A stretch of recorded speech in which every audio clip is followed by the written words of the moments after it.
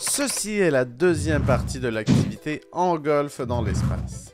Tu vas programmer un jeu avec un vaisseau spatial qui tire un laser sur un astéroïde.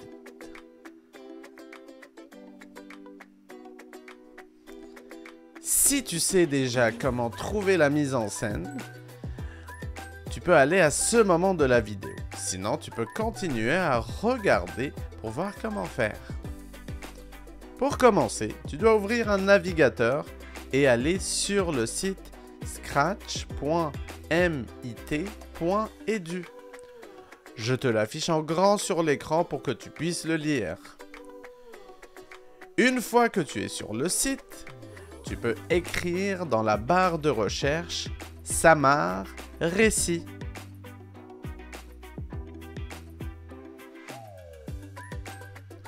Sélectionne l'onglet « Studio » et choisis le studio qui se nomme « En golf dans l'espace ».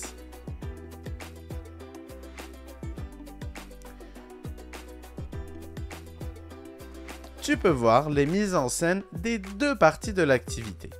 À gauche, tu trouveras la première partie et à droite, la deuxième.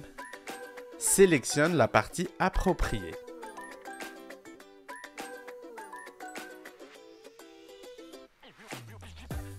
Si tu es connecté avec ton compte Scratch, clique sur Remix pour dupliquer le projet. Sinon, tu peux cliquer sur Voir à l'intérieur pour faire le projet avec moi. Je te rappelle que le globe que tu peux voir ici permet de changer la langue. Si ton interface n'est pas en français, appuie dessus et sélectionne le français dans le menu déroulant. Super!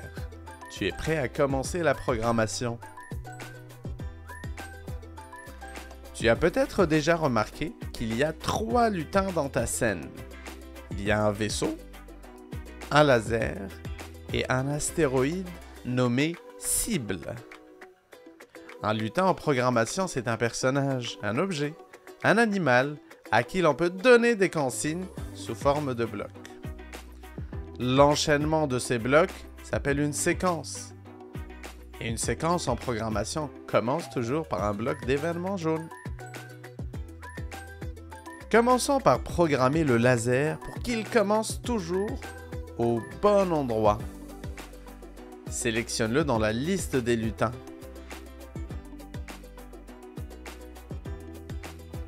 Ouvre la section des blocs jaunes et glisse le bloc du drapeau vert à l'intérieur de l'espace de programmation.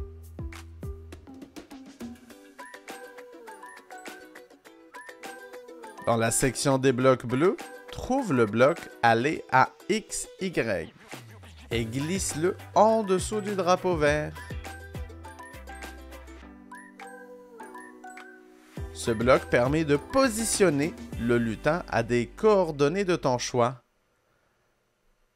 Tu veux toujours que le laser commence à l'origine, au point 0, 0, entre les coordonnées x0 et y0 dans le bloc Aller à x et y. Je te donne maintenant ton premier défi. Tu vas programmer le laser pour qu'il se déplace verticalement jusqu'à la cible. Tu auras besoin du bloc bleu de mouvement glissé en 1 seconde. Si tu n'arrives pas à trouver les coordonnées de la cible facilement, tu peux appuyer sur la touche R de ton clavier pour afficher un plan cartésien. Tu peux revenir à l'arrière-plan initial en appuyant une seconde fois sur R. Mets la vidéo sur pause et reviens lorsque tu as terminé.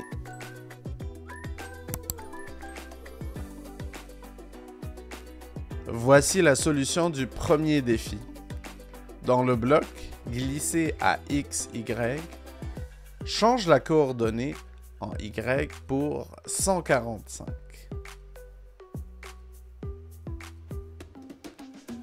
Pour ce qui est de la coordonnée en X, elle ne change pas, car le laser, comme la cible, sont à X est égal à 0. Tu peux tester ton programme en appuyant sur le drapeau vert en haut à droite de ton écran. Tu vois le laser se déplacer jusqu'à la cible. Beau travail!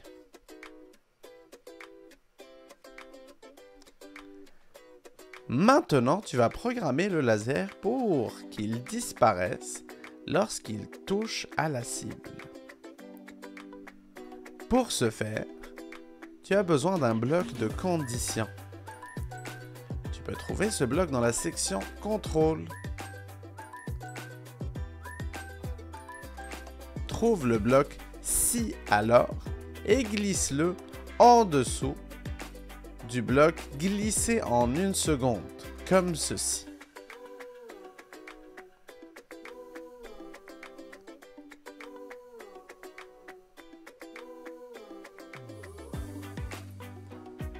Ce bloc permet d'enclencher la séquence à l'intérieur dès que la condition qui se trouve dans le losange est remplie.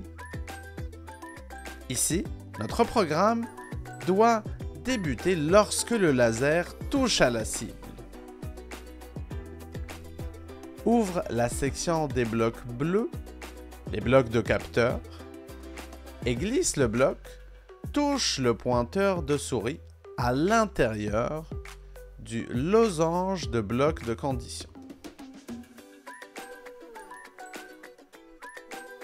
Change l'option pointeur de souris pour cible à l'aide du menu déroulant.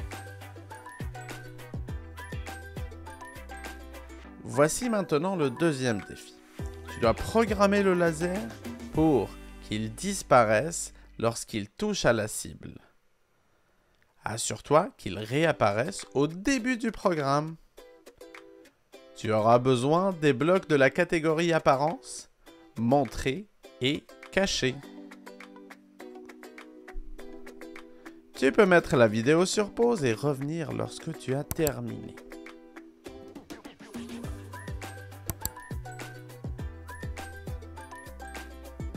Voici la solution du deuxième défi. Glisse le bloc caché à l'intérieur du bloc de conditions. Ainsi, si le laser touche à la cible, il disparaît. Et glisse maintenant le bloc Montrer en dessous du drapeau vert.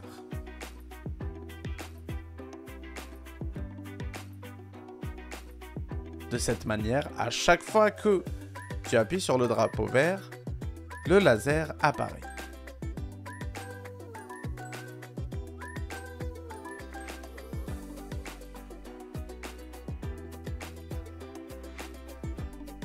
Beau travail, bravo! Pour que ton activité soit plus réaliste, nous allons programmer le vaisseau pour que ce soit lui qui tire le laser. Il enverra un message au laser qui exécutera le déplacement lorsqu'il le reçoit. Ouvre la section des blocs d'événements. Glisse le bloc quand je reçois message, comme ceci.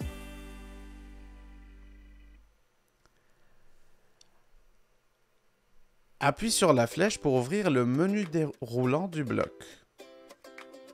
Et appuie sur Nouveau message. Renomme ce message laser. Et appuie sur OK pour valider ta sélection.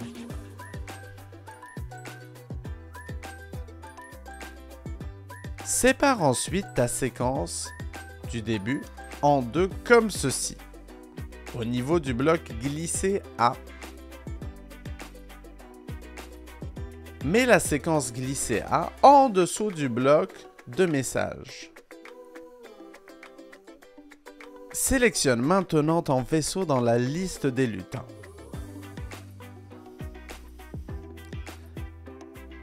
Ouvre la section des blocs d'événements. et fais glisser le bloc du drapeau vert dans l'espace de programmation. Fais ensuite glisser le bloc envoyé à tous et assure-toi que le message est bien laser. Si ce n'est pas le cas, tu peux le sélectionner à l'aide du menu déroulant. La prochaine étape est de transformer le projet en un petit questionnaire. Dans ce questionnaire, nous allons demander aux joueurs de deviner la coordonnée à utiliser pour que le laser atteigne la cible.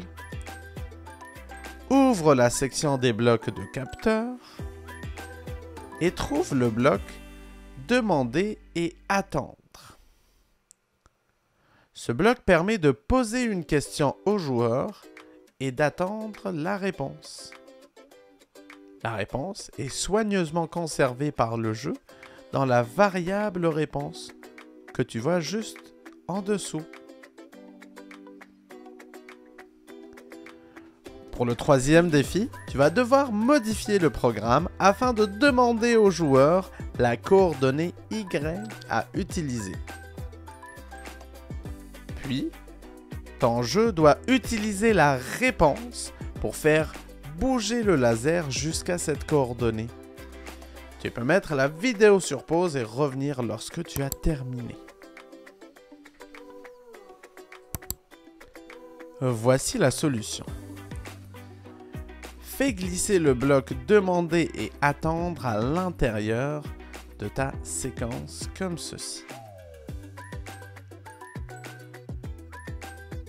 Commence par modifier la question dans le bloc « Demander ».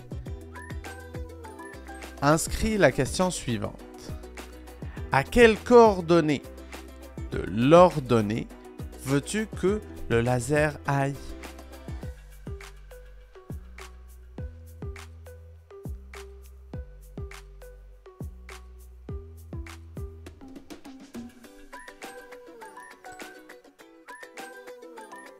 Ouvre maintenant l'espace de programmation du laser.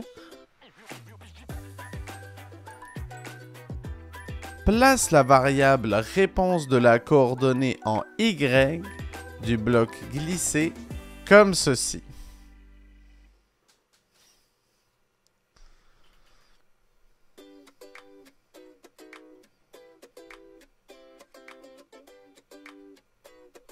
De cette manière, ton jeu utilisera la réponse du joueur pour faire bouger le laser sur la coordonnée Y.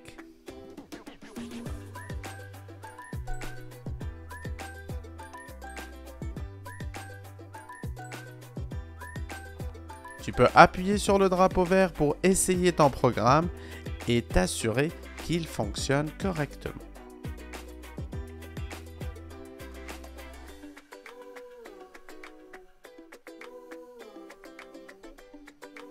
Pour la dernière étape de cette partie de l'activité, tu vas programmer le vaisseau pour qu'il réagisse aux résultats obtenus. Pour ce faire, tu devras créer deux nouveaux messages, réussi et manqué. Je te donne maintenant le quatrième défi. Tu dois programmer le laser et le vaisseau afin que ce dernier réagisse aux résultats obtenus. Si le laser touche la cible, le vaisseau doit dire « Je l'ai eu », sinon, il dit « Manqué ». Attention, tu devras remplacer le bloc « Si alors » pour un autre bloc qui se nomme « Si alors sinon ».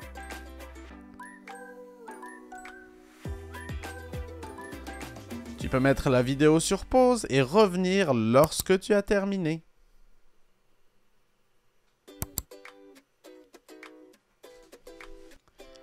Voici la solution du quatrième défi. Commence par ouvrir l'espace de programmation du vaisseau. Glisse le bloc d'événements quand je reçois. Et appuie sur Nouveau message dans le menu déroulant. entre réussi comme ceci.